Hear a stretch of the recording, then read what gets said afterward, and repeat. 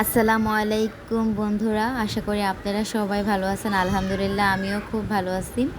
আজকে আপনাদের জন্য নিয়ে আসছি দুন্দুল ভাজির রেসিপি। দেখতেই পারছেন আমি কড়াইতে তেল দিয়েছি, সয়াবিন তেল, রসুন কুচি, দুটার মতন শুকনো মরিচ দিয়ে ভালোভাবে ফোড়নিটা করে নিয়েছি।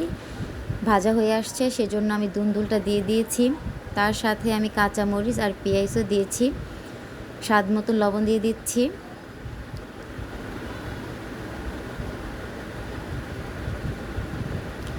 এ পর্যায়ে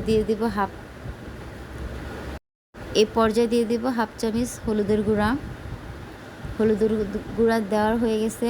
আমি এখন ভালোভাবে নেড়ে চেড়ে নেব যেন খুব সুন্দরভাবে হলুদটা লেগে যায় দুন্দুলের গায়ে। যদি আমার রেসিপিটা আপনাদের কাছে ভালো লেগে থাকে অবশ্যই আমাকে কমেন্টে জানাবেন কেমন হয়েছে। আর বাসায় অবশ্যই ট্রাই করে দেখবেন খেতে কতটা মজা হয়। আর আমি এখানে ছোট ছোট চিংড়ি মাছটা দিয়েছি, কারণ আমি এই চিংড়ি মাছে আমি আগে হলুদের গুঁড়া, মরিচের গুঁড়া, সামান্য পরিমাণ আদা বাটা, রসুন বাটা দিয়ে এটাকে আগেই আমি রান্না করে রেখেছিলাম। এই পর্যায়ে দিয়ে দেব কাঁঠালের বিচি স্বাদ বাড়ানোর জন্য। আর কাঁঠালের বিচিটা আসলে যে কোনো তরকারিতে দিলে মজা লাগে। আর যেহেতু এখন কাঁঠালের খুব ভালো সিজন, আর কাঁঠাল পাওয়া যাচ্ছে সব জায়গায়, আর সবার ঘরেই কম বেশ কাঁঠালের বিচি পাওয়া যাবে। তা আপনারা কাঁঠালের বিচিটা দিয়ে রান্না করলে আসলে খুব মজা করে খেতে পারবেন। আর যদি কাঁঠালের বিচিটা কাউদের বাসায় না থাকে তাহলে এটা না দিলেও আপনাদের চলবে, শুধু দুন্দুল ভাজি করলেও হবে।